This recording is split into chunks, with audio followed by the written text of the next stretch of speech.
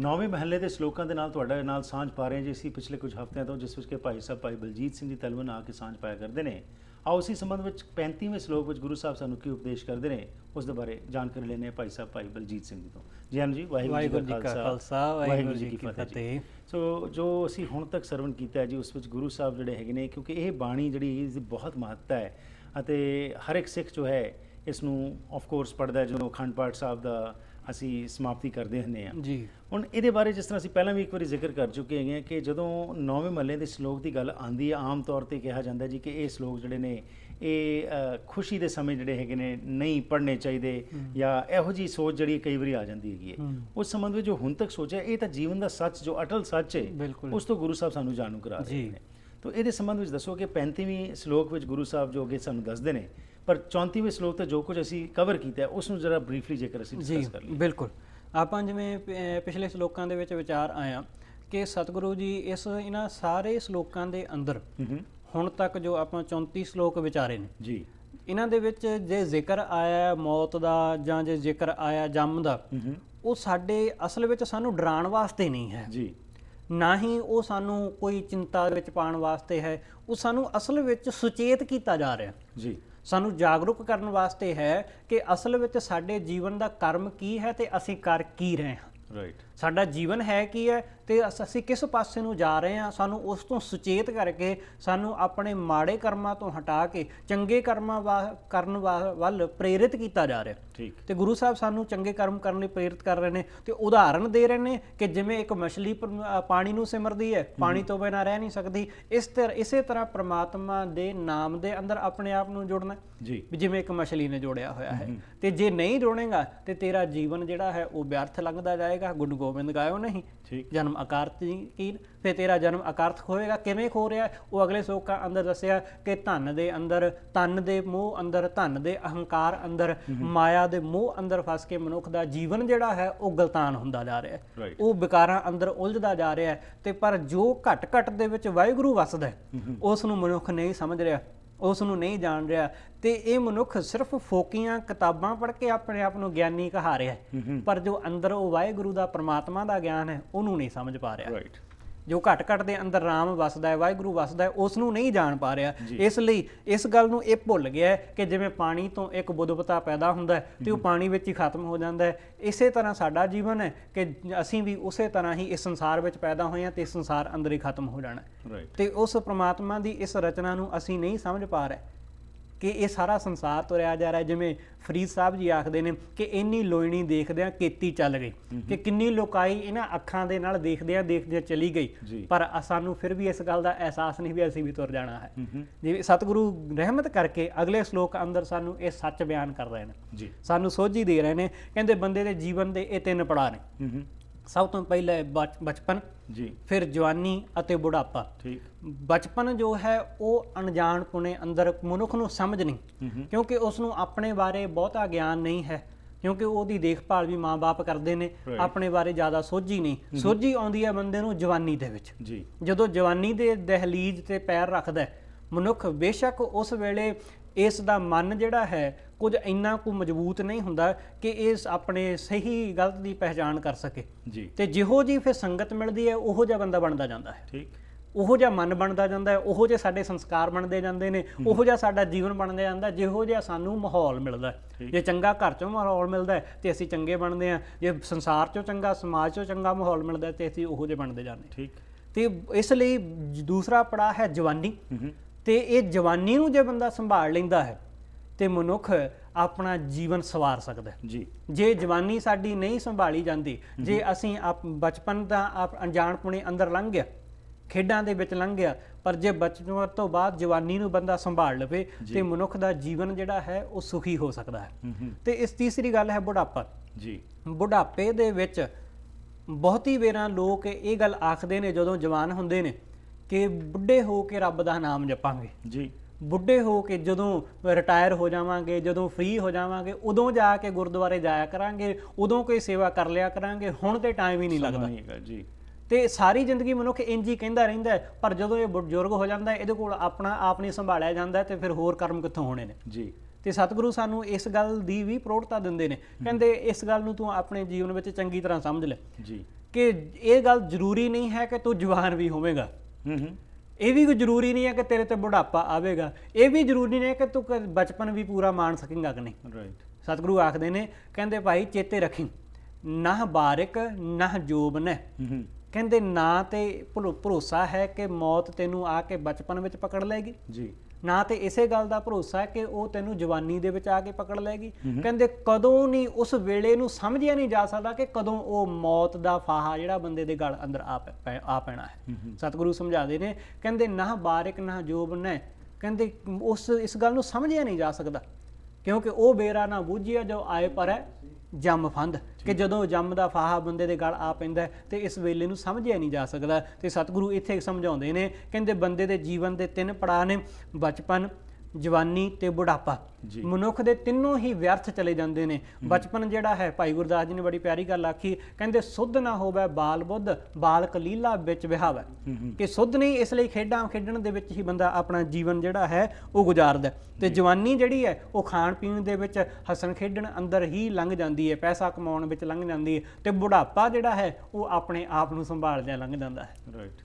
ਤੇ ਮਨੁੱਖ ਸਾਰੀ ਜ਼ਿੰਦਗੀ ਇੱਥੇ ਲੱਗਿਆ ਰਹਿੰਦਾ ਹੈ। ਤੇ ਸਤਿਗੁਰੂ ਸਮਝਾਉਂਦੇ ਨੇ, ਕਹਿੰਦੇ ਕਹੁ ਨਾਨਕ ਹਰ ਭਜਨ ਬਿਨ, ਪਰਮਾਤਮਾ ਦੇ ਭਜਨ ਤੋਂ ਬਿਨਾਂ ਬਿਰਥਾ ਸਭ ਹੀ ਮਾਣ। ਜੀ, ਜੋ ਮਨੁੱਖ ਨੇ ਆਪਣੇ ਜਵਾਨੀ ਦਾ ਮਾਣ ਕੀਤਾ ਹੈ, ਜੋ ਆਪਣੇ ਪੈਸੇ ਦਾ ਮਾਣ ਕੀਤਾ, ਸਤਿਗੁਰੂ ਕਹਿੰਦੇ ਸਭ ਕੁਝ ਵਿਅਰਥ ਹੈ ਜੀ, ਕਿਸੇ ਅਰਥ ਨਹੀਂ ਹੈ, ਕੋਈ ਇਹਦਾ ਲਾਭ ਨਹੀਂ ਹੋਣ ਵਾਲਾ ਮਨੁੱਖ ਨੂੰ ਜੋ ਅਸੀਂ ਆਪਣੇ ਜੀਵਨ ਦੇ ਵਿੱਚ ਅਹੰਕਾਰ, ਫੋਕਾ ਅਹੰਕਾਰ ਕਮਾਉਂਦੇ ਹਾਂ। ਤੇ ਗੁਰੂ ਸਾਹਿਬ ਸੋਝੀ ਦਿੰਦੇ ਨੇ, ਕਹਿੰਦੇ ਭਾਈ ਇਸ ਜੀਵਨ ਦੇ ਵਿੱਚ ਜਿਹੜੇ ਕਾਰਜ ਤੈਨੂੰ ਕਰਨੇ ਚਾਹੀਦੇ ਸਨ ਉਹ ਤੂੰ ਕੀਤੇ ਨਹੀਂ, ਕਿਉਂਕਿ ਬਚਪਨ ਵੀ ਅਣਜਾਣਪੁਣੇ ਵਿੱਚ ਲੰਘਿਆ, ਜਵਾਨੀ ਆਈ, ਉਹ ਫਿਰ ਜਵਾਨੀ ਦੇ ਨਸ਼ੇ ਦੇ ਵਿੱਚ ਮਨੁੱਖ ਅੰਨਾ ਹੋ ਜਾਂਦਾ। ਜਿਵੇਂ ਕਿਸੇ ਨੇ ਬੜੀ ਪਿਆਰੀ ਗੱਲ ਆਖੀ ਸੀ, ਕਹਿੰਦੇ ਕਿ ਜਦੋਂ ਬੰਦੇ ਕੋਲ ਜ਼ੋਰ ਹੁੰਦਾ ਉਦੋਂ ਜੁਗਤੀ ਨਹੀਂ ਹੁੰਦੀ, ਤੇ ਜਿਸ ਵਕਤ ਬੰਦੇ ਦੇ ਕੋਲ ਜੁਗਤੀ ਹੁੰਦੀ ਹੈ ਉਦੋਂ ਸਰੀਰ ਵਿੱਚ ਜ਼ੋਰ ਕੋਈ ਨਹੀਂ ਹੁੰਦਾ। ਜਦੋਂ ਜਵਾਨੀ ਹੁੰਦੀ ਹੈ ਉਹਦੇ ਬੰਦੇ ਕੋਲ ਹੋਸ਼ ਹੁੰਦਾ ਹੈ, ਜੋਸ਼ ਹੁੰਦਾ ਹੈ, ਪਰ ਹੋਸ਼ ਨਹੀਂ ਹੁੰਦਾ। ਤੇ ਜਿਸ ਵਕਤ ਹੋਸ਼ ਹੁੰਦਾ ਉਸ ਵਕਤ ਜੋਸ਼ ਕੋਈ ਨਹੀਂ ਰਹਿੰਦਾ। ਤੇ ਸਤਿਗੁਰੂ ਰਹਿਮਤ ਕਰਕੇ ਸਮਝਾਉਂਦੇ ਨੇ, ਕਹਿੰਦੇ ਇਸ ਵਕਤ ਜੋ ਕਰਨ ਦਾ ਸਮਾਂ ਸੀ, ਜੋ ਕਾਰਜ ਕਰਨ ਦਾ ਸਮਾਂ ਸੀ ਉਹ ਕੀਤਾ ਨਹੀਂ। ਅਗਲੇ ਸ਼ਲੋਕ ਅੰਦਰ ਆਖਦੇ ਨੇ, ਕਰਨੋ ਹੁਤੋ ਸੋ ਨਾ ਕੀਓ, ਜਿਹੜਾ ਕੰਮ ਕਰਨ ਯੋਗ ਸੀ ਉਹ ਨਹੀਂ ਕੀਤਾ। ਆਪਾਂ ਇੱਕ ਬਚਨ ਰੋਜ਼ ਪੜ੍ਹਦੇ ਹਾਂ ਕਿ ਅਵਰ ਕਾਜ ਤੇਰਾ ਕਿਤੇ ਨਾ ਕੰਮ। ਹੁਣ ਅਵਰ ਕਾਜ ਤੋਂ ਭਾਵ ਇੱਥੇ ਇਹ ਨਹੀਂ ਹੈ ਕਿ ਆਪਣੇ ਕੰਮ ਧੰਦੇ ਨਹੀਂ ਕਰਨੇ ਚਾਹੀਦੇ ਜਾਂ ਆਪਣੇ ਪਰਿਵਾਰ ਨੂੰ ਪਾਲਣ ਵਾਸਤੇ ਆਪਣੇ ਆਫਿਸ ਦੇ ਕਾਰਜ ਜਾਂ ਦੁਕਾਨਦਾਰੀ ਜੋ ਵੀ ਅਸੀਂ ਕਰਦੇ ਹਾਂ ਜੀ, ਇਹਦਾ ਮਤਲਬ ਇਹ ਨਹੀਂ ਹੈ ਕਿ ਉਹ ਕੰਮ ਛੱਡ ਦਈਏ, ਆਪਣੀ ਕਿਰਤ ਛੱਡ ਦਈਏ।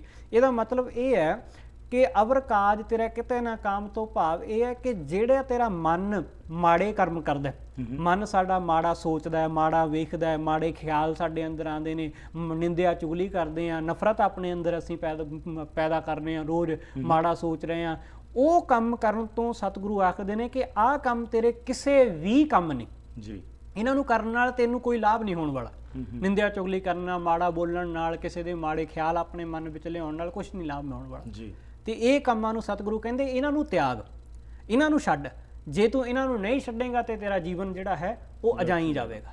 ਇਸ ਲਈ ਸਤਿਗੁਰੂ ਕਹਿੰਦੇ ਫਿਰ ਕਰਨਾ ਕੀ ਚਾਹੀਦਾ। ਆਪਾਂ ਇੱਕ ਬਚਨ ਗੁਰੂ ਤੇਗ ਬਹਾਦਰ ਸਾਹਿਬ ਦਾ ਹੋਰ ਪੜ੍ਹਦੇ ਹਾਂ। ਸਤਿਗੁਰੂ ਗੁਰੂ ਤੇਗ ਬਹਾਦਰ ਸਾਹਿਬ ਆਖਦੇ ਨੇ, ਕਹਿੰਦੇ ਮਨੁੱਖ ਨੇ ਇਹ ਭੈੜੀ ਮੱਤ ਪਤਾ ਨਹੀਂ ਕਿੱਥੋਂ ਧਾਰਨ ਕਰ ਲਈ। ਕਹਿੰਦੇ ਮਨ ਰੇ ਕੌਣ ਕੋ ਮੱਤ ਤੈਂ ਲਈ ਨਹੀਂ, ਕਹਿੰਦੇ ਤੂੰ ਕਿਹੜੀ ਮੱਤ, ਭੈੜੀ ਮੱਤ ਧਾਰਨ ਕਰ ਲਈ। ਪਰ ਦਾਰਾ ਨਿੰਦਿਆ ਰਸ ਰਚਿਓ, ਪਰਾਇਆ ਰੂਪ ਦੇਖਣ ਵਿੱਚ ਅਤੇ ਪਰਾਈ ਨਿੰਦਿਆ ਚੁਗਲੀ ਕਰਨ ਦੇ ਵਿੱਚ, ਅਤੇ ਪਰਮਾਤਮਾ ਦੀ ਭਗਤੀ ਜਿਹੜਾ ਕੰਮ ਕਰਨਾ ਸੀ ਉਹ ਨਹੀਂ ਕੀਤਾ ਜੀ। ਜਿਹੜਾ ਚੰਗਾ ਕਾਰਜ ਕਰਨਾ ਚਾਹੀਦਾ ਸੀ, ਮਨੁੱਖਤਾ ਦੀ ਭਲਾਈ ਵਾਸਤੇ ਕੋਈ ਕਾਰਜ ਕਰਨਾ ਚਾਹੀਦਾ ਸੀ, ਉਹ ਕੋਈ ਨਹੀਂ ਕੀਤਾ। ਸਗੋਂ ਮਾੜਾ ਦੇਖਦਾ ਰਿਹਾ, ਮਾੜਾ ਪੀਂਦਾ ਰਿਹਾ, ਮਾੜਾ ਖਾਂਦਾ ਰਿਹਾ। ਤੇ ਹੋਇਆ ਕੀ ਉਹਦੇ ਨਾਲ? ਫਿਰ ਆਪਣੇ ਜੀਵਨ ਵਿੱਚੋਂ ਔਗਣ ਭਰਦਾ ਰਿਹਾ ਤੇ ਗੁਣ ਆਪਣੇ ਅੰਦਰੋਂ ਖਤਮ ਕਰਦਾ ਰਿਹਾ। ਸਤਿਗੁਰੂ ਆਖਦੇ ਨੇ, ਕਹਿੰਦੇ ਕਰਨੋ ਹੁਤੋ ਸੋ ਨਾ ਕੀਓ, ਜਿਹੜਾ ਕੰਮ ਕਰਨਾ ਚਾਹੀਦਾ ਸੀ ਉਹ ਨਹੀਂ ਕੀਤਾ। ਤੇ ਪਰਿਓ ਲੋਭ ਕਹਿ ਫੰਦ, ਲੋਭ ਲਾਲਚ ਦੇ ਫੰਦ ਦੇ ਅੰਦਰ, ਫਾਹੇ ਅੰਦਰ ਪੈ ਗਿਆ। ਕਬੀਰ ਸਾਹਿਬ ਜੀ ਨੇ ਇੱਕ ਬੜੀ ਪਿਆਰੀ ਗੱਲ ਕਹੀ। ਕਬੀਰ ਸਾਹਿਬ ਕਹਿੰਦੇ ਨੇ, ਕਹਿੰਦੇ ਉਹ ਭਾਈ ਤੂੰ ਇਹ ਜਿਹੜਾ ਪੈਸਾ ਲੋਭ ਦੇ ਵਿੱਚ ਫਸ ਕੇ, ਪੈਸਾ ਕਮਾਉਣਾ ਕੋਈ ਮਾੜਾ ਕੰਮ ਨਹੀਂ, ਪਰ ਜੇ ਲਾਲਚ ਵਿੱਚ ਫਸ ਕੇ ਮਨੁੱਖ ਲਾਲਚ ਵਿੱਚ ਖਚਿਤ ਹੋ ਕੇ ਲੋੜ ਤੋਂ ਵੱਧ ਕਮਾਉਣ ਦੀ ਕੋਸ਼ਿਸ਼ ਕਰਦਾ ਜੀ, ਕਿ ਉਹ ਕਿਉਂਕਿ ਲੋੜ ਤੋਂ ਵੱਧ ਤੇ ਜਿੰਨਾ ਕੁ ਮਨੁੱਖ ਦੀ ਇਨਕਮ ਹੈ ਉਹਦੇ ਨਾਲ ਗੁਜ਼ਾਰਾ ਹੁੰਦਾ। ਪਰ ਜਦੋਂ ਮਨੁੱਖ ਦੇ ਮਨ ਅੰਦਰ ਲਾਲਚ ਪੈਦਾ ਹੁੰਦਾ ਤਾਂ ਫਿਰ ਉਹ ਡਬਲ ਪੈਸੇ ਕਮਾਉਣਾ ਚਾਹੁੰਦਾ ਤੇ ਫਿਰ ਇਸ ਲਈ ਉਹ ਗਲਤ ਕੀ ਤਰੀਕਿਆਂ ਕਰਦਾ ਦਾ ਇਸਤੇਮਾਲ ਗਲਤ ਕਰਦਾ। ਤਰੀਕੇ ਅਪਣਾਉਂਦਾ ਹੈ। ਫਿਰ ਠੱਗੀਆਂ ਵੀ ਕਰਦਾ, ਰਿਸ਼ਵਤ ਵੀ ਲੈਂਦਾ ਹੈ, ਵੀ ਕਈ ਤਰ੍ਹਾਂ ਦੇ ਮਾੜੇ ਕੰਮ ਕਰਨ ਦੀ ਕੋਸ਼ਿਸ਼ ਕਰਦਾ ਹੈ। ਤੇ ਕਬੀਰ ਸਾਹਿਬ ਆਖਦੇ ਨੇ, ਕਹਿੰਦੇ ਭਾਈ ਚੇਤੇ ਰੱਖੇ ਬਹੁ ਪ੍ਰਪੰਚ ਕਰ ਪਰ ਤਨ ਲਿਆਵੇ। ਕਹਿੰਦੇ ਬੰਦਾ ਬੜੀਆਂ ਠੱਗੀਆਂ ਕਰਕੇ ਬੜੇ ਤਰੀਕਿਆਂ ਨਾਲ ਪੈਸਾ ਇਕੱਠਾ ਕਰਕੇ ਲਿਆਉਂਦਾ, ਫਿਰ ਉਸ ਪੈਸੇ ਨੂੰ ਕਰਦਾ ਕੀ ਹੈ, ਸੁੱਤਦਾਰ ਆਪੈ ਆਨ ਲੁਟਾਵੇ, ਆਪਣੇ ਬੱਚਿਆਂ ਉੱਤੇ ਆਪਣੀ ਪਤਨੀ ਉੱਤੇ ਲੁਟਾਉਂਦਾ। ਪਰ ਕਬੀਰ ਸਾਹਿਬ ਕਹਿੰਦੇ ਚੇਤੇ ਰੱਖੀ ਮਨ ਮੇਰੇ ਭੁੱਲੇ ਕਪਟ ਨਾ ਕੀਜੈ, ਅੰਤ ਨਵੇਰਾ ਤੇਰੇ ਜੀ ਪੈ ਲੀਜੈ। ਜਿਨ੍ਹਾਂ ਨੂੰ ਪੈਸਾ ਕਮਾ ਕੇ ਤੂੰ ਖਵਾਇਆ ਉਹਨਾਂ ਤੋਂ ਲੇਖਾ ਜੋਖਾ ਕੋਈ ਨਹੀਂ ਹੋਣਾ, ਤੇਰੇ ਕੋਲੇ ਹੋਣਾ। ਇਸ ਲਈ ਸਤਿਗੁਰੂ ਸਮਝਾਉਂਦੇ, ਕਹਿੰਦੇ ਲੋਭ ਦੇ ਵਿੱਚ ਫਸ ਕੇ ਮਨੁੱਖ ਜਿਹੜਾ ਹੈ ਉਹ ਮਾੜੇ ਕਰਮ ਕਰਦਾ ਤੇ ਫਿਰ ਜਦੋਂ ਸਮਾਂ ਲੰਘ ਜਾਂਦਾ, ਨਾਨਕ ਸਮਿਓ ਰਮ ਗਇਓ ਅਬ ਕਿਉਂ ਰੋਵਤ ਅੰਧ। ਜਦੋਂ ਬਜ਼ੁਰਗ ਹੋ ਜਾਂਦਾ, ਜਦੋਂ ਕੋਈ ਪੇਸ਼ ਨਹੀਂ ਜਾਂਦੀ, ਫਿਰ ਅਖੀਰ ਪਛਤਾਉਣਾ ਪੈਂਦਾ ਜੀ, ਅਖੀਰ ਪਛਤਾਵਾ ਪੱਲੇ ਰਹਿ ਜਾਂਦਾ ਹੈ। ਤੇ ਇਸੇ ਕਰਕੇ ਸਤਿਗੁਰੂ ਆਖਦੇ ਨੇ, ਕਹਿੰਦੇ ਹੁਣ ਸਮਾਂ ਹੈ, ਅੱਜ ਹੀ ਸਮਾਂ ਹੈ। ਇਹ ਨਹੀਂ ਕਿ ਮੈਂ ਅੱਜ ਕੱਲ ਨੂੰ ਕਰਾਂਗਾ ਜਾਂ ਪਰਸੋਂ ਕਰਾਂਗਾ, ਨਹੀਂ। ਕਹਿੰਦੇ ਅੱਜ ਦੇ ਸਮੇਂ ਨੂੰ ਸੰਭਾਲ। ਜਦੋਂ ਸਮਾਂ ਇੱਕ ਵਾਰੀ ਲੰਘ ਗਿਆ ਫਿਰ ਅਵਸਰ ਚੁੱਕਾ ਹੱਥ ਨਾ ਆਵੇ। ਭਾਈ ਗੁਰਦਾਸ ਕਹਿੰਦੇ ਇੱਕ ਵਾਰੀ ਸਮਾਂ ਲੰਘ ਗਿਆ ਫਿਰ ਕਦੇ ਵਾਪਸ ਨਹੀਂ ਪਰਤਦਾ ਹੈ। ਬਿਲਕੁਲ। ਇਸ ਲਈ ਆਪਣੇ ਸਮੇਂ ਨੂੰ ਆਪਾਂ ਜਾਇਆ ਨਹੀਂ ਜਾਣ ਦੇਣਾ। ਜੋ ਵੀ ਸਾਨੂੰ ਕੋਈ ਚੰਗਾ ਕਾਰਜ ਕਿਤੇ ਹੈ ਉਸ ਨੂੰ ਕਰੀਏ ਮਨੁੱਖਤਾ ਦੀ ਭਲਾਈ ਵਾਸਤੇ, ਇਨਸਾਨੀਅਤ ਕੱਲ ਵਾਸਤੇ ਨਾ ਉਡੀਕੀਏ। ਜਿਹੜਾ ਚੰਗਾ ਹੈ ਉਸ ਨੂੰ ਹੁਣੀ ਕਰ ਦੋ ਤੇ ਜਿਹੜਾ ਮਾੜਾ ਸੋਚ ਆ ਰਹੀ ਉਸ ਨੂੰ ਅੱਗੇ ਉਹਨੂੰ ਤਿਆਗ ਦਿਓ। ਬਿਲਕੁਲ ਜੀ। 37ਵੇਂ ਸ਼ਲੋਕ ਵਿੱਚ ਗੁਰੂ ਸਾਹਿਬ ਕੀ ਕਹਿੰਦੇ ਨੇ ਜੀ? ਬ੍ਰੇਕ ਤੋਂ ਬਾਅਦ ਤੁਹਾਡੇ ਨਾਲ ਸਾਂਝ ਪਾਉਂਦੇ ਜੀ।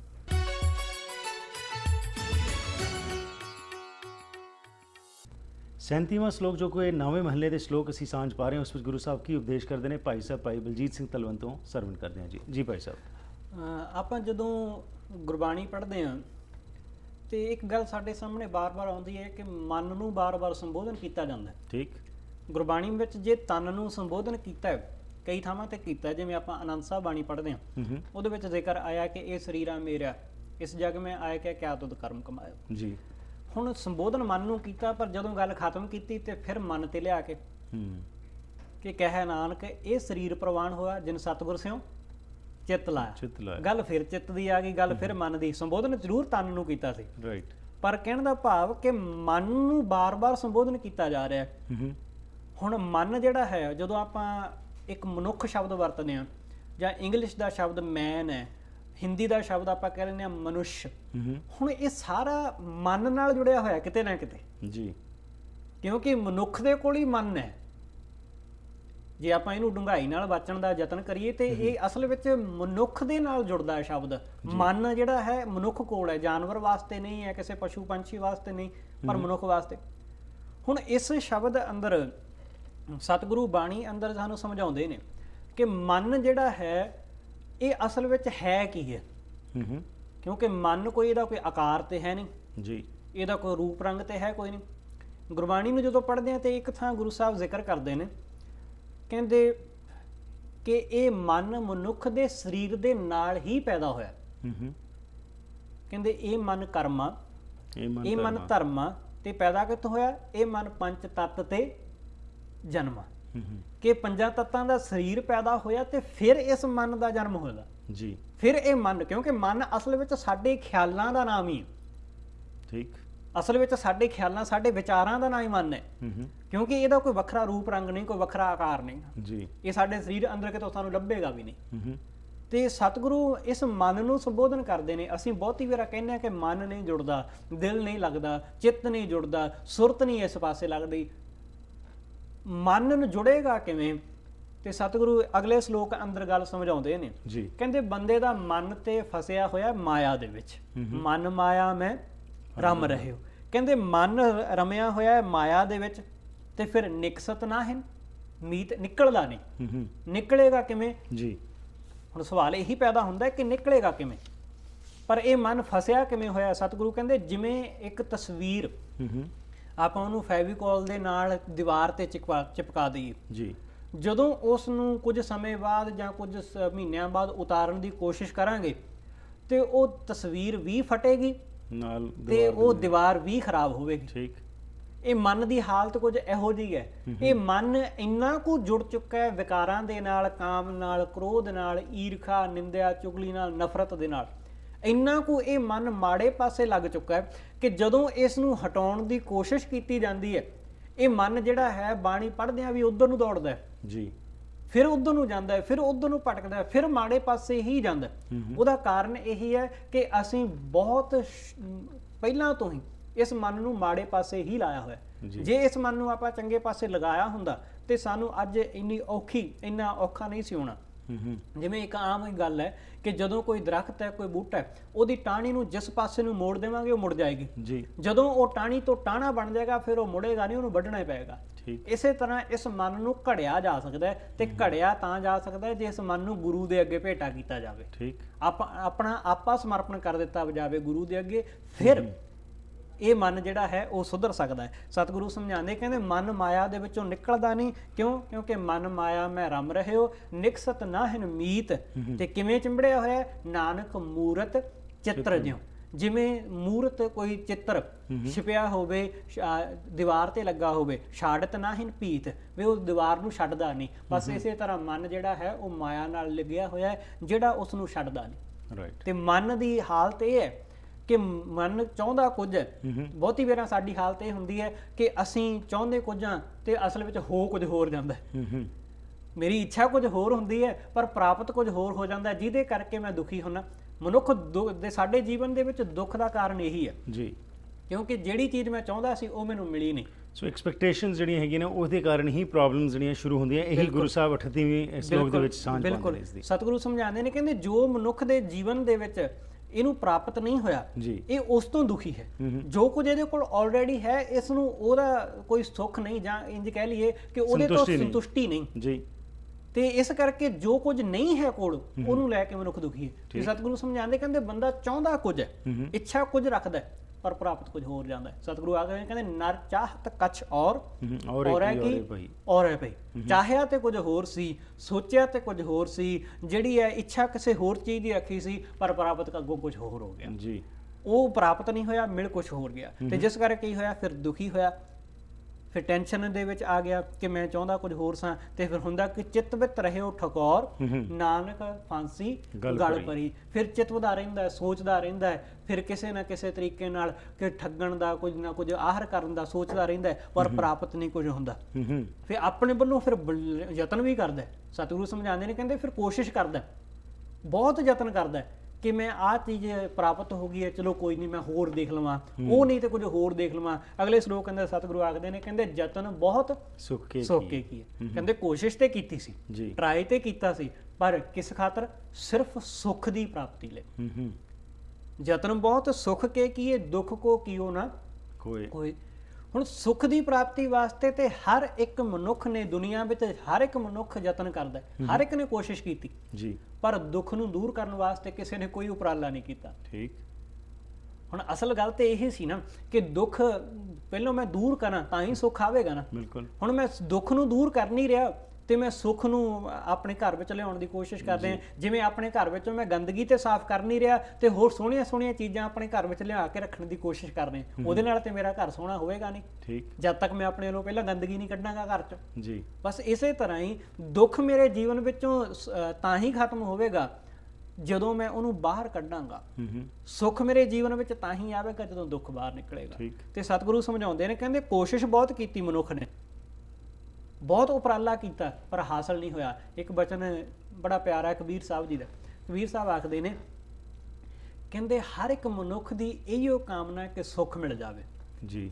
ਕਹਿੰਦੇ ਹਰ ਕੋਈ ਬੰਦਾ ਚਾਹੁੰਦਾ ਕਿ ਸੁੱਖ ਮਿਲੇ, ਪਰ ਦੁੱਖ ਕੋਈ ਵੀ ਨਹੀਂ ਮੰਗਣਾ ਚਾਹੁੰਦਾ। ਕੋਈ ਨਹੀਂ ਚਾਹੁੰਦਾ ਕਿ ਮੈਨੂੰ ਦੁੱਖ ਮਿਲੇ, ਕੋਈ ਨਹੀਂ ਚਾਹੁੰਦਾ ਕਿ ਮੈਨੂੰ ਕਲੇਸ਼ ਮੇਰੇ ਘਰ ਅੰਦਰ ਆਵੇ। ਹਰ ਇੱਕ ਬੰਦਾ ਸੁੱਖ ਚਾਹੁੰਦਾ ਜੀ, ਪਰ ਉਹਨੂੰ ਸੁੱਖ ਮਿਲਦਾ ਨਹੀਂ। ਕਹਿੰਦੇ ਸੁੱਖ ਹੈ ਕੋ ਦੁੱਖ ਅਗਲਾ। ਕਹਿੰਦੇ ਸੁੱਖ ਨੂੰ ਹੀ ਅਸਲ ਵਿੱਚ ਦੁੱਖ ਮਿਲਦਾ।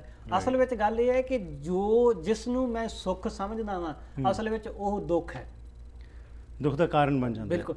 ਜਿਸ ਨੂੰ ਮੈਂ ਸੁੱਖ ਜਾਣ ਰਿਹਾ ਵਾਂ, ਅਸਲ ਵਿੱਚ ਉਹੀ ਸੁੱਖ ਹੈ, ਦੁੱਖ ਹੈ।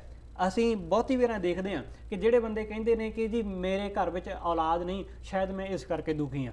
ਮੇਰੇ ਕੋਲ ਪੈਸਾ ਨਹੀਂ ਹੈ, ਸ਼ਾਇਦ ਮੈਂ ਇਸ ਕਰਕੇ ਦੁਖੀ ਹਾਂ। ਮੇਰੇ ਕੋਲ ਕਾਰ ਨਹੀਂ ਹੈ, ਸ਼ਾਇਦ ਮੈਂ ਇਸ ਕਰਕੇ ਦੁਖੀ ਹਾਂ। ਤੇ ਤੁਸੀਂ ਵੇਖੋਗੇ ਕਿ ਜਿਨ੍ਹਾਂ ਦੇ ਘਰ ਦੇ ਵਿੱਚ ਔਲਾਦ ਹੈ, ਕੀ ਉਹ ਸੁਖੀ ਨੇ?